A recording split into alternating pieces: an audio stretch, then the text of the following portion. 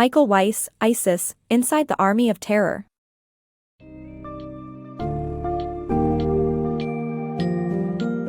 Delve into the world of ISIS through the book ISIS, Inside the Army of Terror by Michael Weiss.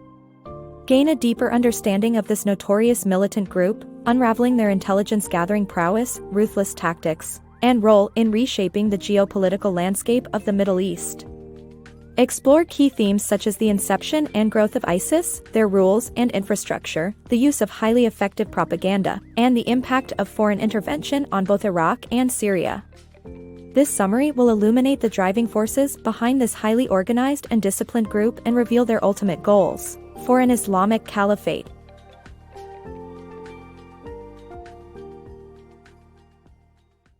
Understanding ISIS. What ISIS is, how it operates, and its reputation as one of the most rigorous militant groups in the world. ISIS, short for the Islamic State in Iraq and al-Sham, is an active militant group in the Middle East. They have gained notoriety through their ruthless tactics and outright terror, conquering a territory nearly the size of Great Britain. The group renamed itself the Islamic State in 2014, following the announcement that the land under its occupation was a caliphate. Much of the group's power can be attributed to its intelligence-gathering prowess and infiltration of competing groups. Its top brass consists of many former advisors from the toppled Iraqi regime of Saddam Hussein. ISIS portrays itself as a defender of Sunni minorities in the Middle East, whom it feels need protection from enemies such as the United States and Arab states of the Persian Gulf. With its reputation as one of the most rigorous, well-disciplined, and organized militant groups in the world, it attracts fanatical and committed people who are more than willing to fight for its ideals. One such fighter was Abdelaziz, born in Bahrain in 1995, who became interested in jihadism in late 2011. After becoming disillusioned with several moderate rebel groups, he found his way to joining ISIS. Abdelaziz quickly moved up the ranks, proving himself a dedicated fighter and participating in filmed beheadings, even earning the right to own a sex slave. He found the martyrdom he sought when he was shot and killed in 2014 by a Syrian sniper. ISIS only recruits fanatics and is a constant threat to the resident populations in Iraq, Syria, and the surrounding areas. Its notoriety has cemented its reputation as one of the most rigorous, well-disciplined, and organized militant groups in the world. ISIS, a reign of terror. ISIS, a radical militant organization, seeks to abolish nation-states and create a caliphate based on strict Sharia law. The group considers all non-believers, including Jews, Christians, and those from the United States or its allies, as infidels who should be destroyed. Their reign of terror includes enforcing laws such as closing schools, punishing those who do not follow strict Sharia-based rules, disciplining individuals through torture, dismemberment, and even beheadings. ISIS's origins must be examined to understand the group's actions. The radicalization of Abu Musab al-Zarqawi.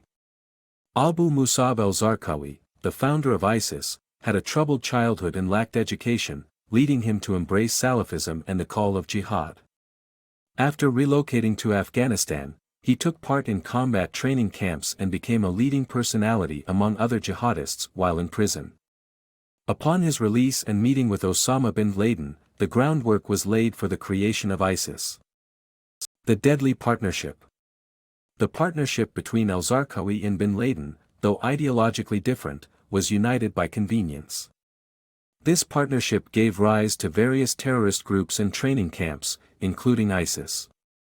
Al-Zarqawi's hatred was directed not only at America but also Shia Muslims and Sunnis who didn't follow Salafist thought, which made bin Laden not particularly fond of him. Despite this, bin Laden believed al-Zarqawi's experience and regional contacts would be useful and gave him authority over an al-Qaeda training camp in Afghanistan. Al-Zarqawi's relationship with al-Qaeda marked the early beginnings of ISIS, with his lieutenants establishing training camps in northern Iraq and Iran. The U.S. government believed these camps proved al-Qaeda's ties to Saddam Hussein and knowledge of Iraq's chemical weapons, leading to the Iraq War in 2003. Bin Laden sent an open letter urging jihadists to join forces with Saddam's Ba'athist Party followers to fight against their common enemy, the U.S. From Baathism to Salafism, the journey of Iraq's former ruling party. The U.S. invasion of Iraq led to many former Baathist party members shifting to Salafism, a fundamentalist branch of Sunni Islam. Before the war, Saddam Hussein feared tensions between the Shia majority and Sunni minority could ignite a civil war. To prevent this, he began a campaign to educate state workers about Islam and infiltrated mosques with political allies. However, these actions inadvertently pushed many Baathists towards Salafism as they worked with Islamic scholars and found inspiration in Salafist teachings. When the war ended, many former Baathists and Sunni Muslims joined terrorist groups like al-Qaeda, who took advantage of their new recruits. Al-Qaeda leader al-Zarqawi sought to incite civil war by targeting the Shia majority. His group's tactic of rallying Sunni Muslims to the cause has been effectively used by ISIS to capture major Iraqi cities like Mosul. Al-Zarqawi also established the infamous technique of videotaped beheadings, featuring victims dressed in orange jumpsuits similar to those worn by inmates at Guantanamo Bay.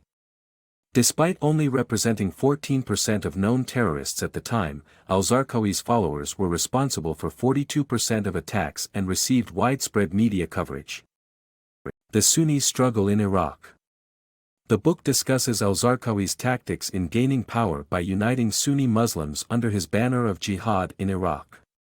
However, his strategies backfired and local tribal leaders withdrew their support due to perpetual violence and realized the lack of Sunni representation in Iraq's federal government. As a result, some tribes welcomed American troops to help remove al-Qaeda from their towns and cities. Nonetheless, more Sunnis joined terrorist cells due to further mistreatment under the new Shia-led administration.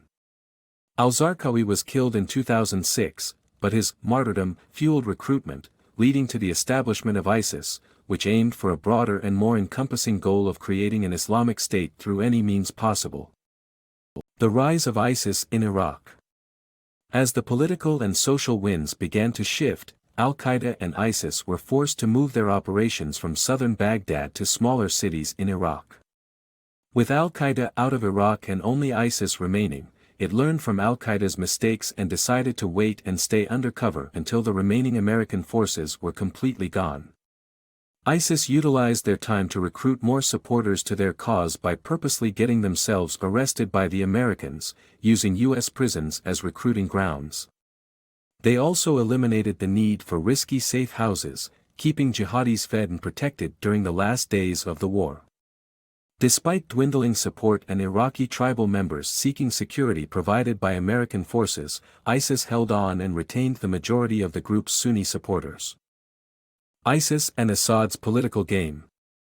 The rise of ISIS in Syria was linked to the political situation at the time, particularly the power play between Syrian President Bashar Assad and the United States. Assad played a double game of collaborating with ISIS jihadis while convincing the U.S. that ISIS posed a threat to Syria. Meanwhile, ISIS broke away from al-Qaeda and recruited many of its members, bolstering its already significant force. Despite Ayman al-Zawahiri's failed attempts to patch up relations between the two groups, members of al-Qaeda and ISIS were trying to undermine each other. The rise of ISIS was mainly due to its successful recruitment efforts and swift acquisition of territory, aided by the political game played by Assad and the U.S. ISIS propaganda and recruitment. ISIS has been able to attract recruits from around the world due to the effectiveness of its propaganda and its use of traditional and social media. The group's media campaign has a particular appeal to men and women who are willing to give their lives to the Islamic State's goals. Using always-on recruitment tools such as Facebook, Twitter, and Zello, ISIS videos and extremist sermons have reached interested recruits worldwide. Many recruits are religious extremists, opportunists, or bored young people, easily influenced by propaganda. Western political reporting that constantly covers the group's brutality has also fueled interest in its activities. While many ISIS members are from neighboring countries, the group's call to jihad has resonated in Western countries too, where disaffected young men are enticed by the heroic struggle of jihadists against oppression. Over 18% of ISIS's young recruits come from countries like the United Kingdom and Belgium, with more young people joining every day. The group's use of both traditional and social media has played a crucial role in its rise to power. ISIS tactics revealed. ISIS's success in Syria and Iraq can be attributed to their understanding of the tribal structure and the use of precise and effective guerrilla tactics. By enlisting the support of tribes and providing financial stimulus, they easily gain backing. They also utilize sleeper cells to sack cities with starvation tactics, using undercover members to strike from within. This engagement strategy helps ISIS secure key regions, like Deir ez-Zor. Iraq invasion, a poorly conceived plan. The United States invasion of Iraq over a decade ago triggered a religious and social conflict that had been simmering for years. The U.S. government had no idea what it was getting into, resulting in the creation of more enemies and prime conditions for the emergence of jihadi and extremist groups. The American strategy was poorly executed, starting with a weak understanding of the region and dealings with the sons of Iraq and tribal leaders. The Iraqi government was rebuilt poorly, removing Sunni leaders and building a Shia-led government. The collapse of Syria complicated matters as the U.S. struggled to keep up with developments and couldn't decide whom to help. Supporting either side meant doing the wrong thing, and the situation remains challenging. The growth of the ISIS caliphate of terror may be unstoppable, and no end is predicted to the victims in its wake.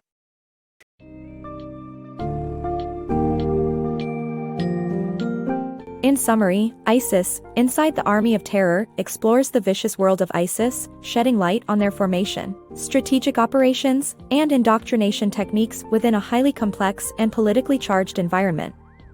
As the book details, ISIS arose from the origins of al-Zarqawi and the aftermath of the United States invasion of Iraq, evolving into a highly adaptable and dangerous group exploiting regional sectarian divides and geopolitical tension. At the heart of their success lies a highly disciplined recruitment strategy, intelligent manipulation of local tribes, and the mastery of both traditional and digital media. This book is valuable for understanding the motivations and methodology behind ISIS and grasping the roots of this ongoing, destructive force.